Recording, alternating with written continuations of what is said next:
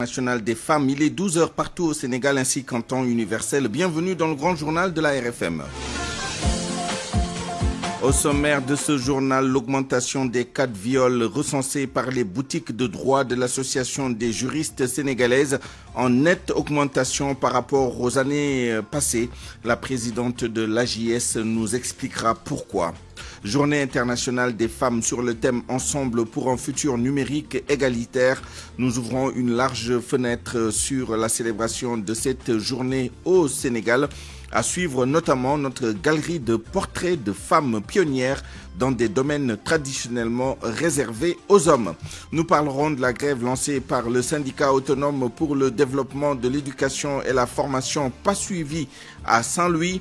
Et nous parlerons également des événements de mars 2021 dont on marque aujourd'hui l'anniversaire.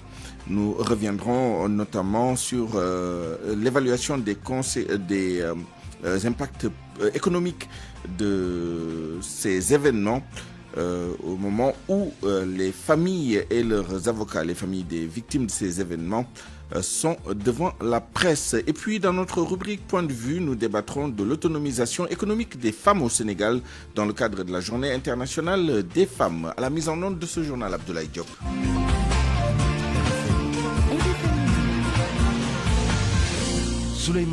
L'AJS, l'Association des juristes sénégalaises, a enregistré 332 cas de viol dans ses boutiques de droit en 2022.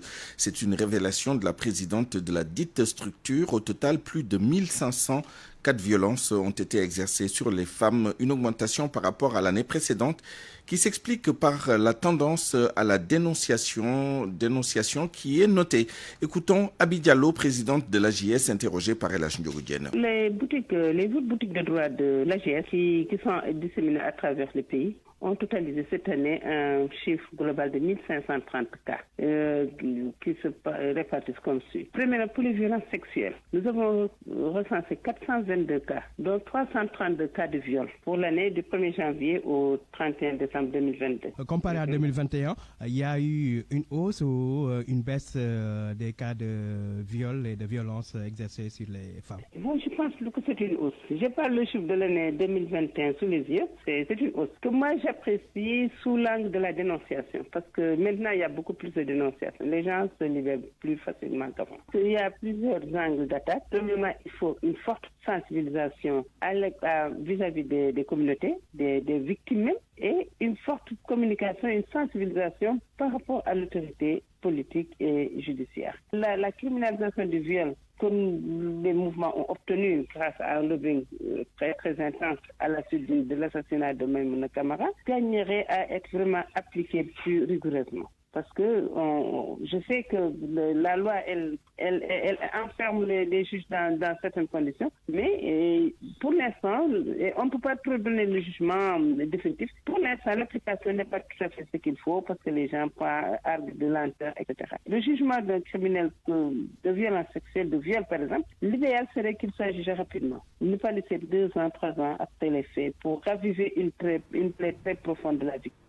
Venons-en maintenant à la Journée internationale des femmes, une journée officialisée en 1977 par les Nations Unies à la suite de l'année 1975 qui était dédiée aux femmes et à la suite également de mouvements sociaux qui ont traversé tout le siècle précédent. Cette année en tout cas, le thème de cette journée internationale est « Ensemble pour un futur numérique égalitaire ». Au Sénégal, la situation des femmes connaît une nette évolution malgré les nombreux défis. Illustration dans cette galerie de portraits avec cette femme à la tête du syndicat des travailleurs du rail, une première dans l'histoire du chemin de fer au Sénégal. Ben Sen, surnommée la Dame de Fer, son élection à la tête du syndicat coïncide avec la relance du chemin de fer préconisée par le chef de l'État. Elle s'engage à prendre en charge les préoccupations des travailleurs. Chérante Diop, dans le cadre du 8 mars, est allée à sa rencontre. Une première dans l'histoire du chemin de fer, une femme portée à la tête du syndicat des travailleurs du rail. Ben Sen, la toute nouvelle secrétaire générale du syndicat autonome des travailleurs du rail. En tant que syndicat, c'est de représenter dignement les travailleurs. c'est de nous battre pour des conditions de travail décentes, c'est nous battre pour des revenus décents, mais aussi c'est nous battre pour que notre entreprise soit performante, pour que notre entreprise soit productive, pour que notre entreprise reprenne sa place. Ce syndicat, dirigé par une femme, s'incruste de plus en plus dans des directions incroyablement ambitieuses avec la mise en place de nouvelles stratégies pour prendre en charge les préoccupations des cheminots. Coïncide avec une période où le président de la République a relancé les chemins de fer. Coïncide avec une période où notre entreprise est en train de suivre des restructurations. Raison pour laquelle nous avons décidé de renforcer le syndicat en mettant un syndicat beaucoup plus solide, beaucoup plus déterminé, agressif en quelque sorte, prendre en charge les préoccupations des travailleurs, mais aussi participer à ce que cette relance-là soit une réussite. L'espoir est donc permis pour les cheminots et cheminotes. Cette dame veut complètement apporter du sang neuf au syndicalisme. Elle est déterminée à mettre le train sur de bons rails. RFM Thiès, Cheikh Anta Diop. Une autre femme à la tête d'une autre structure, Marie Diouf, portée à la tête de la coopérative des producteurs de sel de la région de Fatick. Cette dame qui a la quarantaine a aussi un surnom, on l'appelle la reine du sel. Chaque année, elle produit avec ses employés plus de 2000 tonnes de sel. Marie Diouf exploite 5 hectares de champs de sel. Aminata Goudiaby signe son portrait. Je m'appelle Marie Diouf, surnommée la reine du sel. Son surnom colle bien avec sa personnalité. De taille moyenne, avec une noirceur d'ébène éclatante qu'elle garde fièrement, Marie Diouf est aujourd'hui leader dans la filière sel à Fatick. Je suis dans le secteur depuis 2000. Ça fait 20 ans. Là où je fais ma production, j'occupe 3 hectares. Qui ne suffit pas, je parviens à louer 2 autres hectares pour augmenter ma production. J'emploie une trentaine d'employés, des jeunes et des femmes. Native de Ndjemou, dans la commune de Mbelakadiaou, Marie Diouf passe ses journées dans ses champs de sel. Un petit foulard sur la tête, un blouson et des bottes de caoutchouc, une tenue de travail pour faciliter ses multiples va-et-vient au milieu de ses employés. Son travail est pénible car il faut au quotidien affronter les rayons du soleil, mais cela en vaut la peine. Je parviens à récolter annuellement 2000 tonnes et plus cher.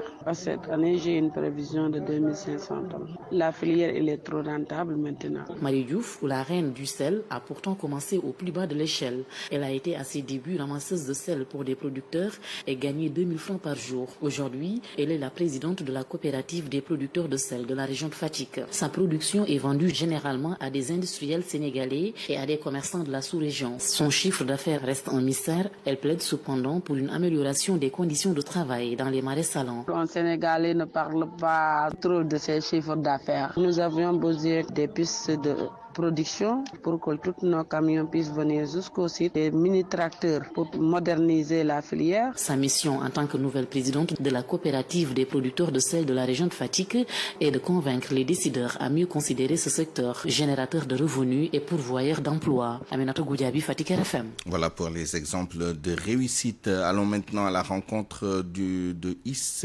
Kumbafal, une femme non-voyante qui est réduite à la mendicité pour survivre. Pourtant, elle a un métier puisqu'elle a été formée à l'INEFJA de Thiès. Elle voudrait donc être employée. Elle dénonce par ailleurs le fait que les personnes vivantes avec un handicap sont exclues de la journée dédiée à la femme. Alima Toussar.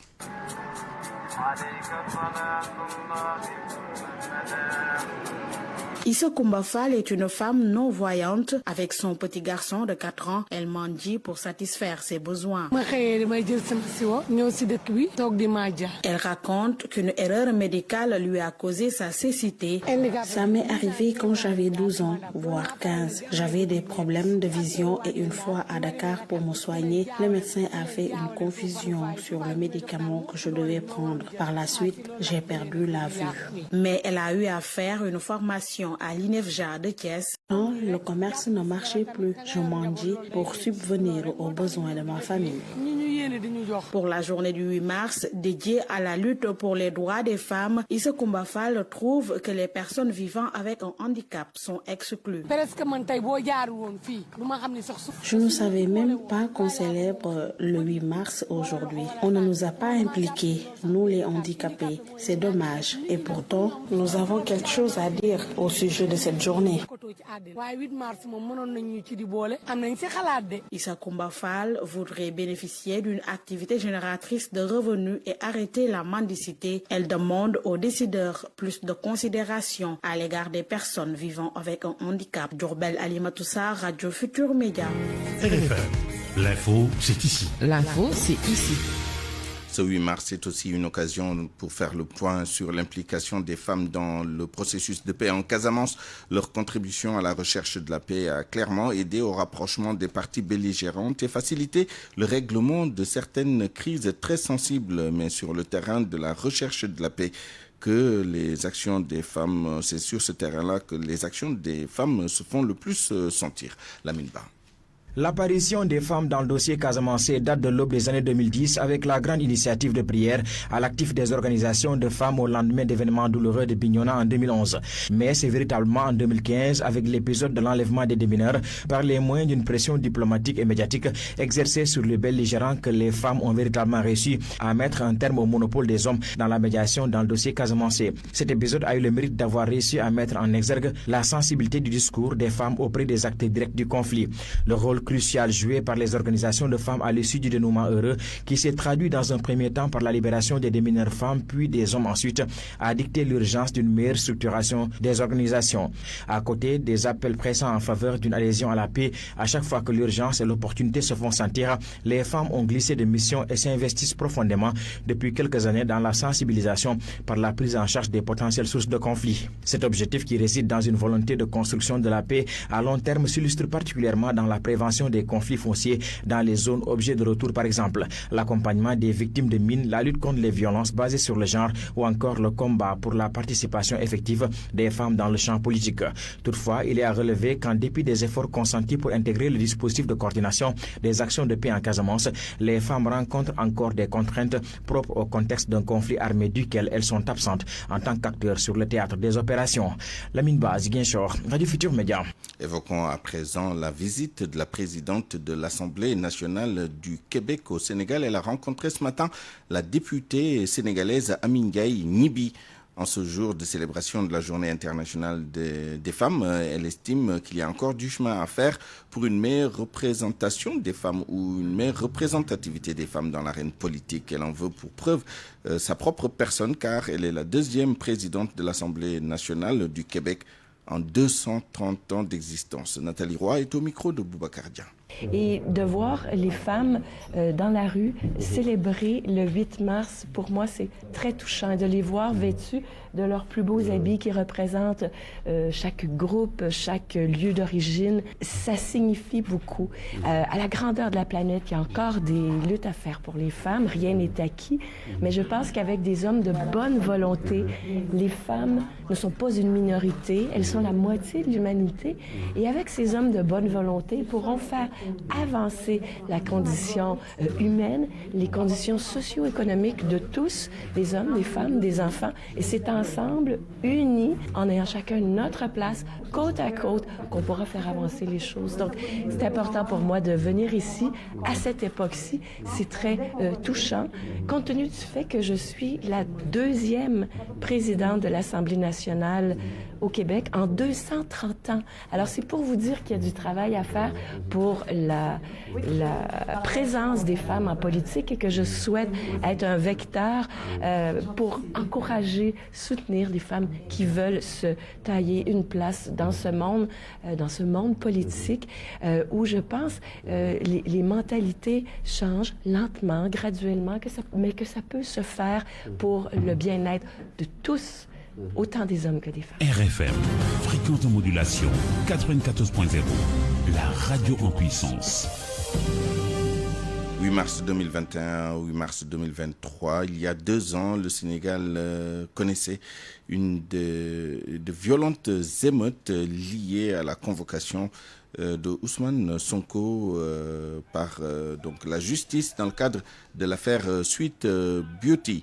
À l'instant même, les familles des victimes de ces émeutes, en compagnie de leurs avocats, font face à la presse. Nous y reviendrons bien naturellement dans nos prochaines éditions. Des manifestants qui ont profité de ces émeutes pour saccager plusieurs commerces ainsi que des stations-service.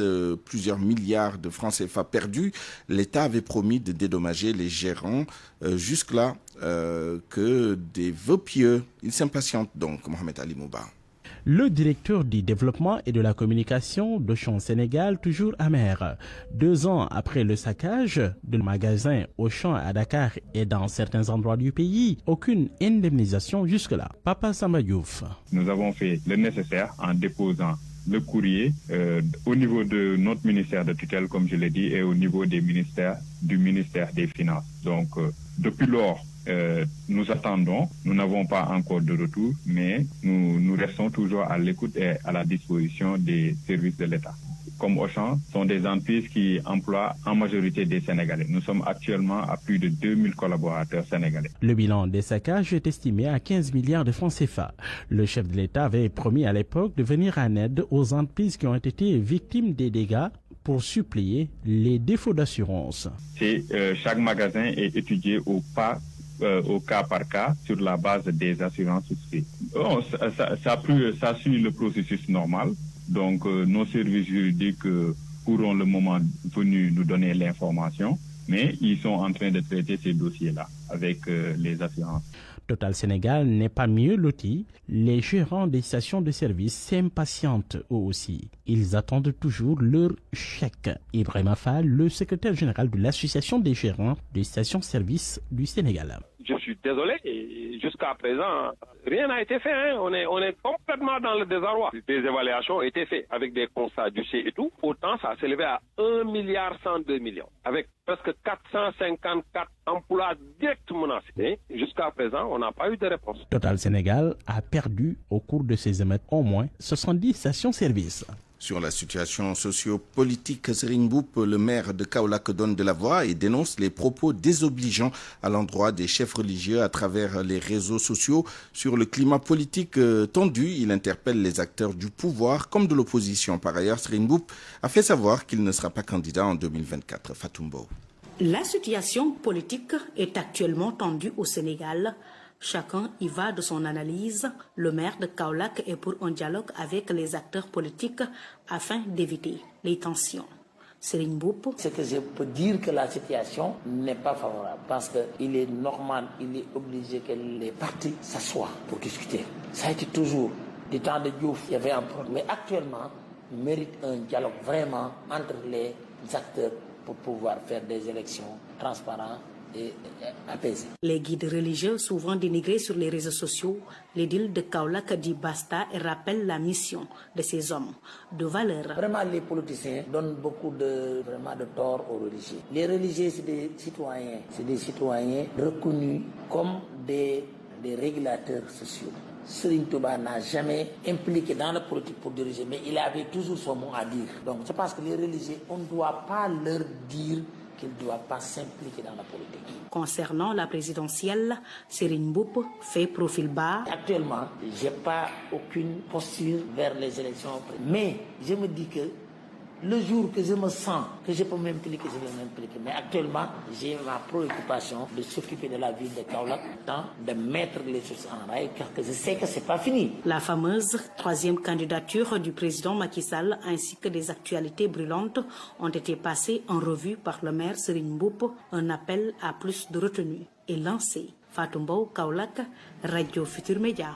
Le reste de l'actualité avec le Magal de Darou Mourti célébré aujourd'hui. Cet événement marque les retrouvailles entre le fondateur du mouridisme, Cheikh Ahmadou Bamba, et son frère Mame Thierno Birahim Mbacké à son retour d'exil au Gabon. Des milliers de fidèles sont présents à Darou Mourti pour assister à cet événement religieux. La grève totale de ce mercredi décrétée par le SADEF, le syndicat autonome pour le développement de l'éducation et de la formation. Aucun impact à Saint-Louis en tout cas. Le mot d'ordre n'a pas été respecté. Depuis ce matin, les cours se déroulent normalement. Le constat avec Ousseyni Diop. Le syndicat autonome pour le développement de l'éducation et de la formation a entamé une grève aujourd'hui sur toute l'étendue du territoire national. Mais à Saint-Louis, le mouvement n'a pas été bien suivi par les enseignants. Au lycée Charles de Gaulle, les cours se déroulent normalement. Cheikh Tidiane Anne du même établissement donne les raisons. Normalement, donc il n'y a aucune perturbation à Saint-Louis, pratiquement. Donc pour les motifs, je ne pourrais pas dire que les politiques ne sont pas valables. Mais en fait, voilà, je trouve que véritablement cette grève est inopportune. Même constat au collège de Mouyit. Dans cet établissement également, après la récréation, les cours ont repris normalement. Babacar Ndiaye, professeur de français. C'est pas bien senti au niveau des Gandiol dans la mesure où ce syndicat n'est pas bien représenté. Donc les cours se déroulent normalement, le personnel enseignant et administratif est bien sur place. Le syndicat autonome pour le développement de l'éducation et de la formation SAREV exige du gouvernement la régularisation du statut des enseignants décisionnaires, mais aussi la publication des arrêtés d'admission du CAP, surtout les maîtres contractuels qui vivent encore dans la précarité. Mais à Saint-Louis, la grève n'a pas été bien suivie. Dans beaucoup d'établissements scolaires, les cours se déroulent normalement. Ousseynou Diop, Saint-Louis, RFM. L'actualité internationale. Le journal international avec vous, Anna Rocha. Bonjour. Bonjour Souleymane Niang, bonjour à tous. Au Mali, plus de 150 terroristes ont été neutralisés par les forces armées maliennes. C'était au cours du mois de février dans différentes opérations menées au nord et au sud du pays, un bilan annoncé par la DIRPA au Mali. Plus de précisions avec notre correspondant permanent à Bamako, Zanga Abdoulaye Ouattara. 84 missions offensives ont été menées dans la région de Mopti, Douenza, Badiangara et Annara au sud du pays, a affirmé le colonel Souleymane Dambélé, le directeur de la DIRPA. Ces patrouilles de l'opération Keletigi et du plan Maliko ont eu lieu au centre du pays, poursuit le responsable de la DIRPA. Elles ont permis aux forces armées maliennes de neutraliser 153 terroristes et interpeller 79 présumés terroristes. Et 15 bases terroristes ont été détruites. 20 fusils, 7 véhicules et 46 motos ont aussi été récupérés. Du côté des FAMA, on déplore 17 morts et 24 autres blessés. Une centaine de bœufs enlevés par les terroristes ont été retrouvés par les FAMA dans la zone de Tessita. Au même moment, le directeur technique de la santé de Issa Faye dans le cercle de Dié a été enlevé ce lundi dans la localité par des hommes armés non identifiés. Des témoins rapportent qu'à Koutiala, au sud du Mali, plusieurs terroristes sont présents. Ces derniers passent de village à village pour prêcher, confirment ces mêmes sources. De Bamako, Zanga Abdoulaye Ouattara pour la radio Futur Média. Au Mali, toujours des imams rejettent le projet de nouvelle constitution. La Ligue malienne des imams et savants pour la solidarité islamique s'oppose, selon Africa News, à la notion de laïcité dans le projet final de la constitution remis fin février au président de la transition malienne. La Ligue appelle, je cite, tous les musulmans patriotes à voter contre le projet de constitution dans sa forme actuelle lors du référendum. Fin de citation. Le référendum en question est prévu le 19 mars prochain. En Égypte, au moins 2 personnes sont mortes suite au déraillement d'un train. L'accident survenu au nord du Caire a aussi fait 16 blessés. Dans un communiqué, le procureur général a annoncé la constitution d'une équipe pour enquêter sur l'accident. Ces drames sont très fréquents en Égypte et sont pour la plupart attribués à des problèmes d'infrastructure et de maintenance. D'ailleurs, en avril 2021, le ministre des Transports avait licencié le président de l'autorité des chemins de fer après 2 accidents en moins d'un mois qui avaient fait plus de 40 morts. Et puis la célébration ce 8 mars de la Journée internationale des droits des femmes, l'égalité entre les sexes s'éloigne de plus en plus. L'objectif ne sera atteint au mieux que dans 300 ans, a déploré le secrétaire général des Nations Unies. Le chef de l'ONU estime que les droits des femmes sont menacés et violés à travers le monde. L'exemple de l'Afghanistan où les femmes sont effacées de la vue publique depuis la reprise du pouvoir par les talibans. C'était en août 2021, Souleymane. Merci Anna Rocha, il est 12h24. Parole aux auditeurs. L'actualité, qu'en pensez-vous? Moi, je pense que vous devez. Réagissez dans nos éditions d'information sur l'actualité. Bonjour. Du lundi au vendredi, vous avez la parole sur RFM. Dans notre rubrique Point de vue, nous débattrons de l'autonomisation économique des femmes au Sénégal dans le cadre de la Journée internationale des femmes. Et pour ce faire, nous serons avec Madame Mariam Sow, présidente du conseil d'administration de l'ONG Enda Tiers-Monde, et Madame Abi Diallo, présidente de l'association des juristes sénégalaises AJS. RFM Sport.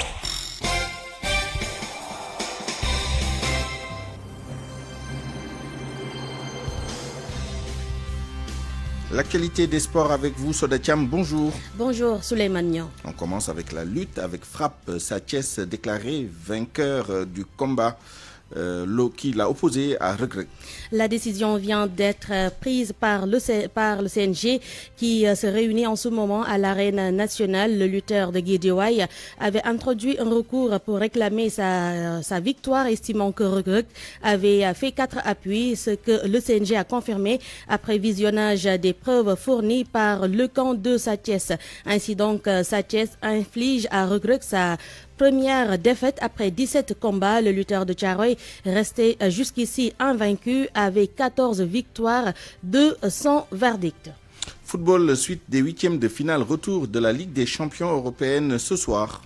Très attendu, le choc entre le Bayern Munich et le Paris Saint-Germain. À l'aller, les Bavarois avaient gagné par 1-0. Ce sera le retour de Sadio Mané qui sera une menace supplémentaire pour le Paris Saint-Germain. C'est l'avis de l'ancien entraîneur français de l'AJ Auxerre, Guru, interrogé par Youssouf Bodian. Je pense qu'ils ont les moyens, effectivement, sur 1h30.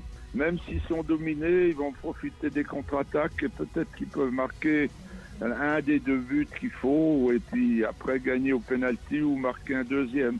En contre-attaque avec Messi, ils sont redoutables parce que Messi fait d'excellentes passes et Mbappé finit bien, donc c'est une grande chance pour nous. Alors, quels sont à votre avis les pièges à éviter pour le Paris Saint-Germain? Il faut aussi qu'ils arrivent à contenir l'équipe adverse, qui a de grosses qualités offensives, et donc c'est l'un des 2 problèmes. Ne pas encaisser de but puis aller en marquer. Et justement, il y aura dans cette équipe du Bayern Munich Sadio Mané qui fait son retour après une blessure. Qu'est-ce que vous pensez de la star du football sénégalais? Écoutez, on annonce qu'il va rentrer. Moi, je suis heureux parce que je suis son supporter. J'aime tellement le voir jouer. Maintenant, pour une fois qu'il joue contre une équipe française, j'aimerais mieux qu'il soit sur une chaise au bord du terrain qu'à l'intérieur. Parce que vous pensez que Sadio Mané peut être un danger supplémentaire pour l'équipe du Paris Saint-Germain? Ah si, Mané, c'est forcément un danger. C'est un merveilleux footballeur d'une grande intelligence, avec une belle technique, une bonne mentalité. C'est un joueur que j'admire. C'était donc l'ancien entraîneur français de l'AJ Auxerre, Guy Roux.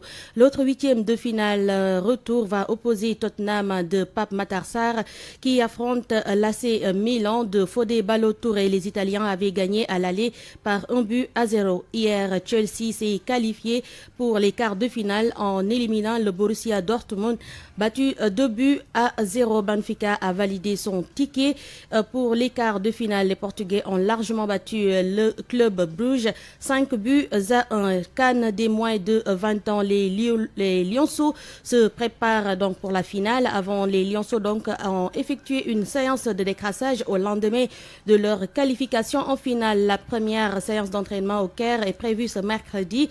Et là, Souleymane Niang, on est à 72 heures de la finale. L'équipe du Sénégal va affronter la Gambie ce samedi à 17h au stade international du Caire. Les 2 sélections sont à la quête donc de leur première étoile dans cette catégorie junior. Pour rappel, les Lionceaux avaient battu les Scorpions en finale du dernier tournoi de l'UFOA Zone A en septembre dernier en Mauritanie. Score final 1-0 grâce au capitaine Samba Diallo qui avait d'ailleurs remporté le titre de meilleur joueur du tournoi.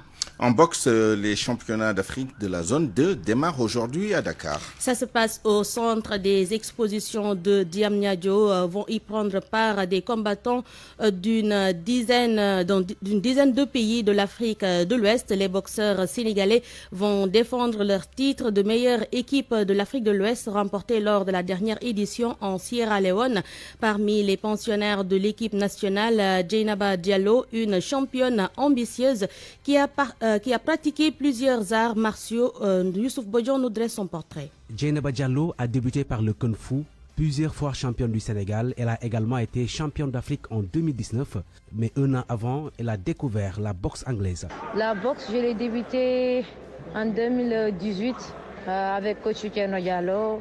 Il est un coach aussi en Kung Fu. Il m'a motivé et encouragé à venir poursuivre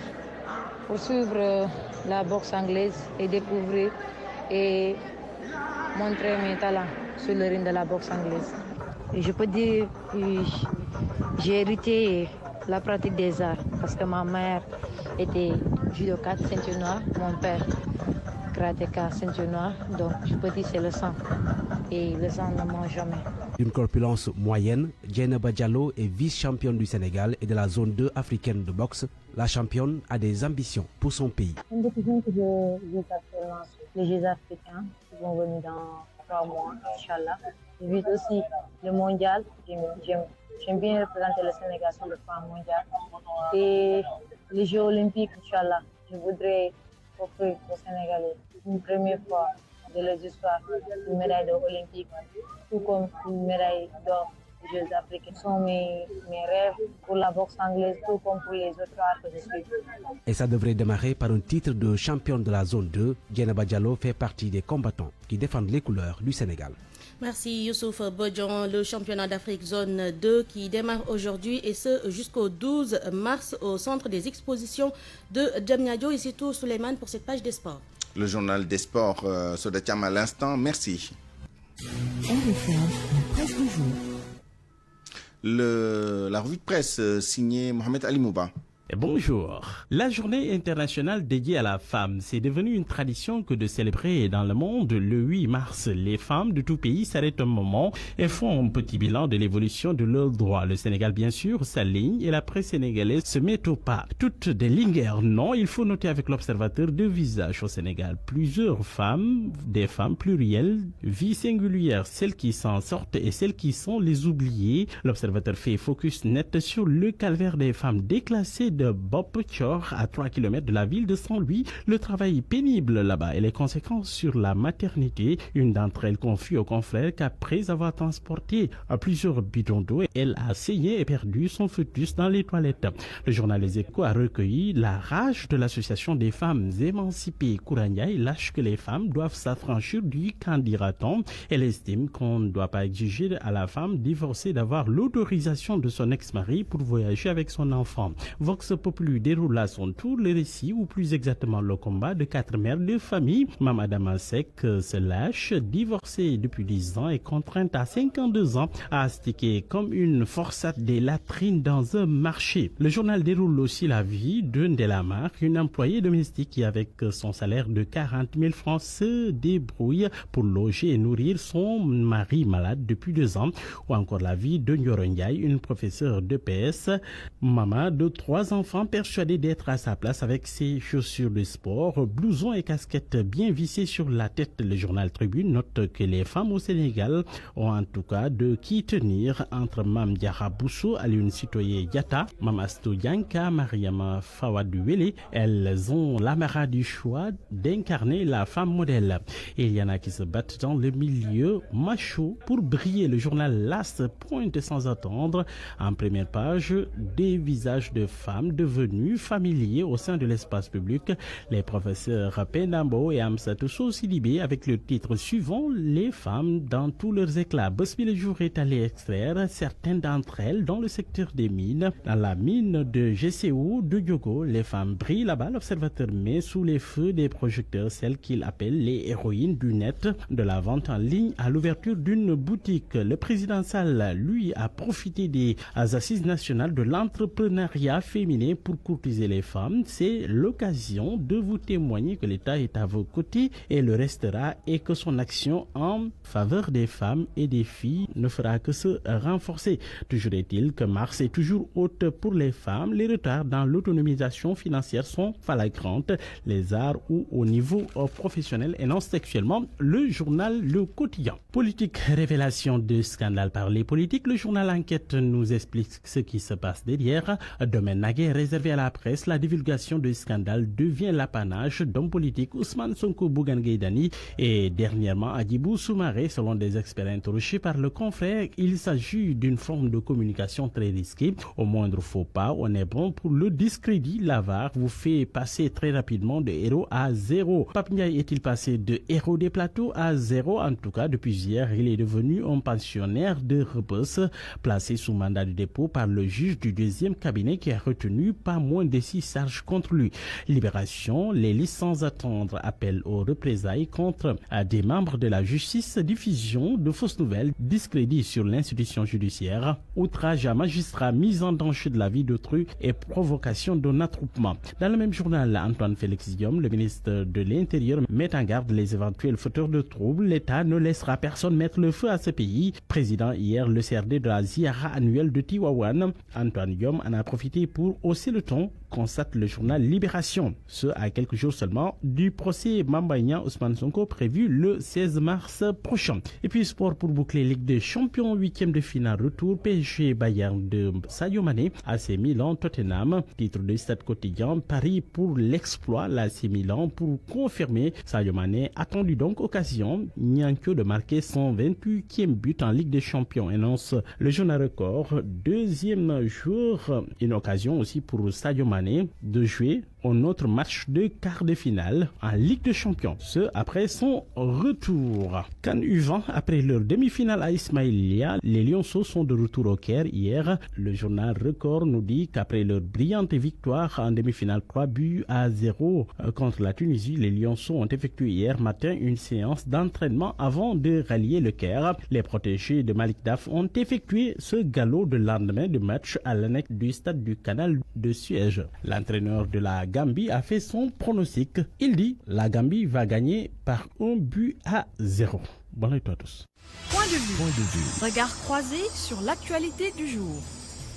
À 12h36, bienvenue dans notre rubrique Point de vue.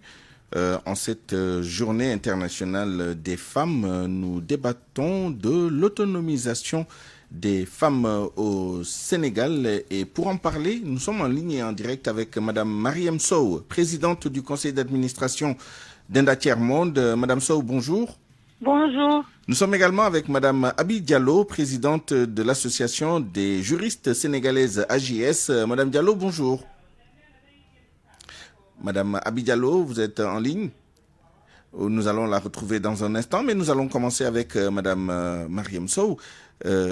Alors, peut-être un état des lieux. Madame Diallo, me dit-on, est avec nous. Madame Diallo, bonjour. Bonjour. Oui, je rappelle que vous êtes la présidente de l'association des juristes sénégalaises. Merci à toutes les deux. Mariam Sow, d'abord, peut-être une petite définition. On parle beaucoup d'autonomisation des femmes. Quelle est l'importance de l'autonomisation des femmes sur la situation de cette catégorie très importante de notre société, mais surtout, pour commencer, que recouvre ce concept d'autonomisation des femmes? Bon, l'autonomisation des femmes, si vous voyez qu'on le demande, ça veut dire qu'il y a quelque part où la femme joue des rôles importants dans la vie de la famille, de la communauté, de la nation.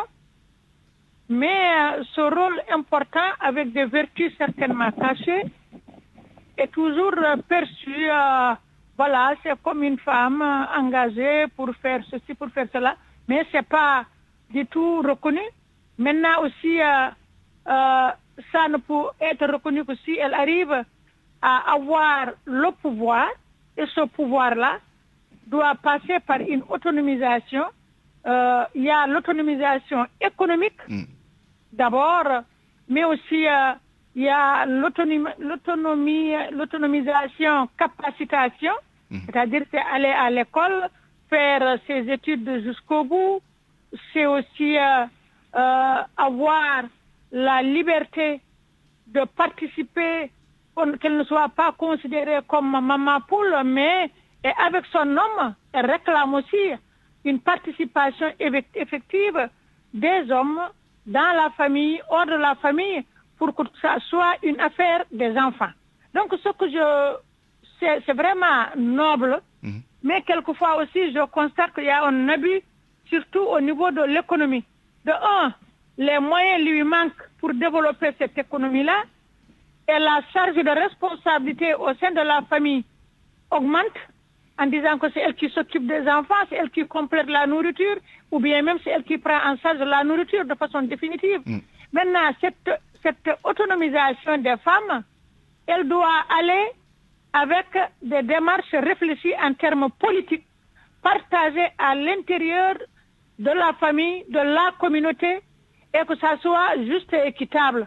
Il ne faudrait pas qu'on passe tout notre temps à dire que les femmes, et or, en réalité, surtout au niveau du monde rural, on ne les donne pas suffisamment de moyens pour jouer pleinement ce rôle, et elles passent tout leur temps à se tracasser, à s'épuiser, c'est confondu un peu avec la bravoure des femmes. Voilà, on lui dit bravo et elle se décarcasse à tout moment. N'est-ce pas? On reviendra sur d'autres développements sur cette question. Mais avant cela, Madame Abidjallo, Madame Mariam Sow l'a suggéré tout à l'heure dans son intervention. Quand on parle d'autonomisation des femmes, il faut aller au-delà de la connotation économique. Il y a d'autres dimensions. Mais justement, par rapport aux droits des femmes et à la jouissance de ces droits, quelle est la relation entre l'autonomisation et les autres aspects justement des droits des femmes tels que vous le voyez notamment à l'AJS et dans les boutiques de droit que vous avez mises en place un peu partout sur le territoire? Merci beaucoup. Salut Madame Sow. Et je pense que comme elle l'a porté, l'autonomisation des femmes recouvre plusieurs aspects. Et le plus évident, peut-être qu'on voit tout de suite, c'est l'aspect économique. Il faut qu'elle puisse quand même parvenir à ses besoins, à couvrir ses besoins économiques. Mais l'autonomisation des femmes suggère également la participation à la vie politique, à la prise de décision dans le pays et à l'accès à la terre. L'accès à la terre, c'est un moyen de production qui nous permet d'être indépendante économiquement et socialement des hommes, qui nous permettent de se prendre en charge et d'assumer ses responsabilités en tant que citoyen, d'abord en participant à la vie politique, à la vie sociale de ce pays, et deuxièmement en pouvant être agent de production, agent économique national, qui lui donne l'indépendance. Parce que nous, on voit que, par exemple, en matière de violence domestique, les femmes qui subissent ces violences-là sont contraintes de se résigner parce qu'elles sont dépendantes de leur bourreau. Quand c'est le mari qui vous nourrit, qui vous entretient, qui vous soigne, qui fait ça et qui vous loge, mais quand on le quitte, on se dit où est-ce qu'on va? Donc, on subit sa loi, sa violence. Quand c'est le frère, c'est pareil. Quand c'est un autre membre de la famille également qui comme on dit souvent dans les corps militaires, qui paye commande. Mais vous l'avez dit un peu plus tôt dans le journal, les choses sont en train de changer. On note une augmentation, disons, statistique des violences, notamment des viols. Mais vous l'attribuez plus au fait que les femmes s'enhardissent davantage pour aller justement signaler ces violences, notamment au niveau de vos boutiques de droit. Effectivement, les femmes maintenant se libèrent un peu plus grâce à la forte mobilisation, à la forte sensibilisation à l'éducation, parce que l'autonomisation également suggère que les femmes soient éduquées, soient informées de leurs droits et de leurs devoirs. Donc, c'est un aspect qui prémit bien et nous en félicitons, mais c'est loin d'être encore ce qu'il faut, ce qu'on voudrait que ça soit. Donc, il faudrait que les femmes soient libres de faire la décision. Actuellement, les femmes qui démontrent carrément qui ont été vraiment fortement motivées et qui se révoltent carrément. Quand elles viennent, par exemple, dans nos boutiques de droit, dénoncer un cas pareil, c'est parallèlement. C'est tout juste parallèlement, c'est ne demande pas une protection contre les représailles. Mais tu vois, au moins celles qui ont ce courage de venir dénoncer, même s'il faut ensuite demander qu'on les protège ou qu'on les assiste contre les représailles, c'est déjà ça. Et l'idéal, c'est qu'on arrive vraiment à ce que la femme, sans aucune crainte, dénonce les faits qu'elle subit. Arrive à s'assumer, même en cas de rupture. Vous voyez des gens, des femmes qui restent dans des lieux de mariage où il y a de violence et brimade, mais elles n'ont pas où aller. Elles n'ont pas où se prendre en charge, donc c'est la résignation. N'est-ce pas Madame Mariam Sow, je voudrais qu'on s'arrête sur la question justement de l'accès des femmes aux moyens de production, et en particulier au foncier. Quels sont les freins que vous avez rencontrés dans ce domaine-là, et surtout, qu'est-ce qu'il faut faire pour justement lever ces freins-là? Bon, de toute façon, effectivement, c'est un problème pour que les femmes puissent accéder au foncier.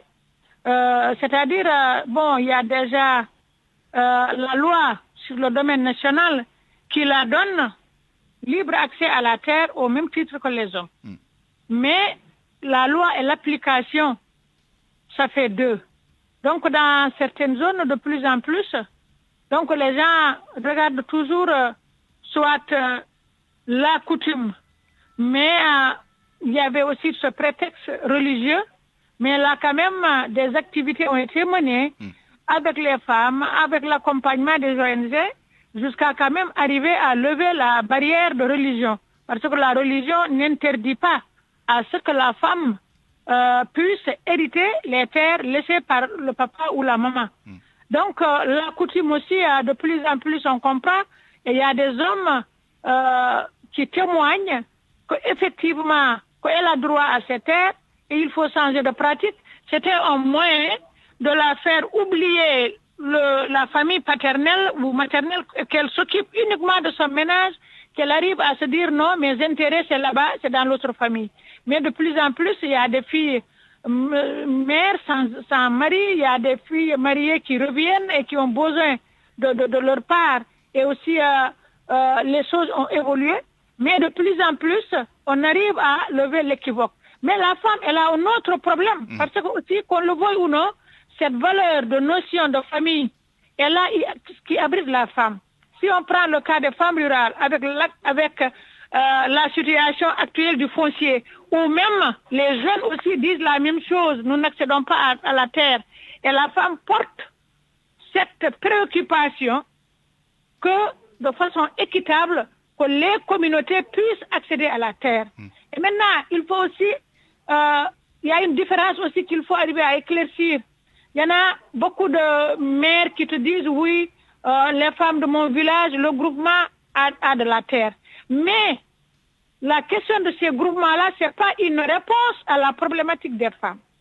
Il faut que les femmes qui sont chefs de ménage, qui sont à l'intérieur du village, qu'il y ait des processus qui affectent carrément ces femmes-là pour qu'elles puissent être aussi cheftaines d'une exploitation familiale, d'une ferme, d'une pirogue pour pêcher. Donc c'est un peu ça la question.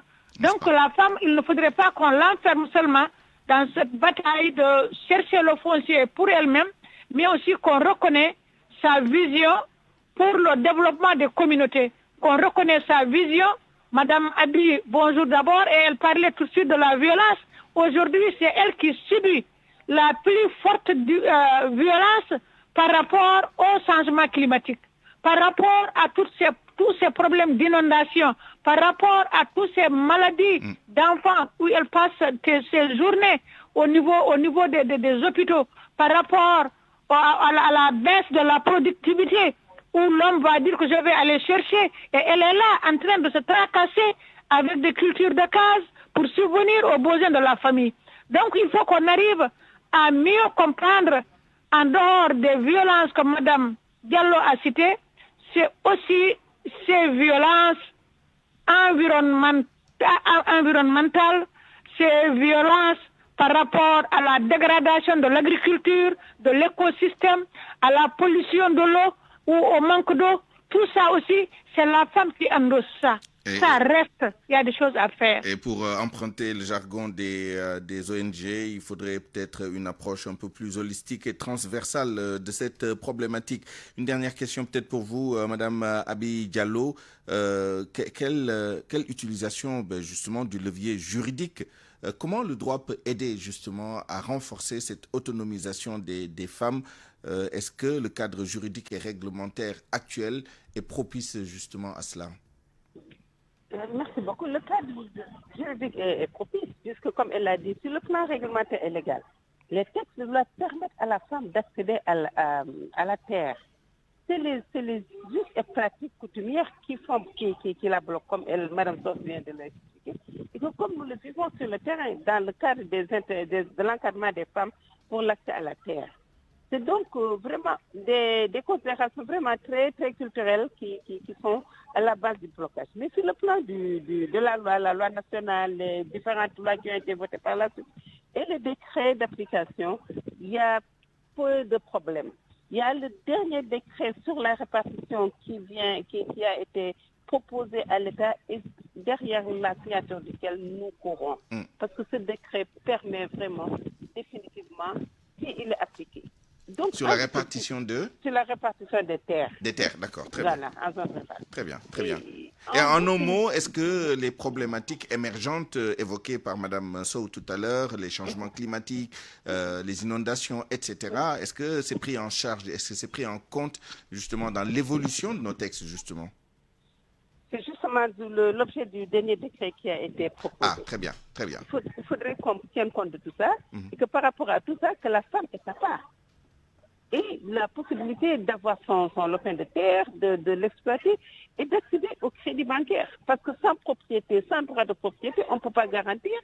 Actuellement, les conditions d'obtention du crédit bail, c'est la garantie sur quelque chose qui vous appartient. Et ça également, c'est pas encore vraiment fait.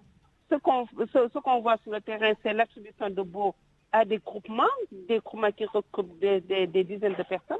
Et ce n'est au nom de personnes, mais de groupements. Ça ne peut pas permettre que les gens obtiennent les moyens financiers pour exploiter la terre correctement. Merci, merci. Merci Mme Abi Diallo. Malheureusement, nous sommes rattrapés par le temps. Présidente de l'Association des juristes sénégalaises AJS. Merci également à Mme Mariam Sow, présidente du conseil d'administration d'Enda Tiers-Monde. Nous vous retrouverons toutes les deux dans la version Wolof de ce débat. À 12h51, c'est la fin de cette édition. Je vous remercie de l'avoir suivi. Merci.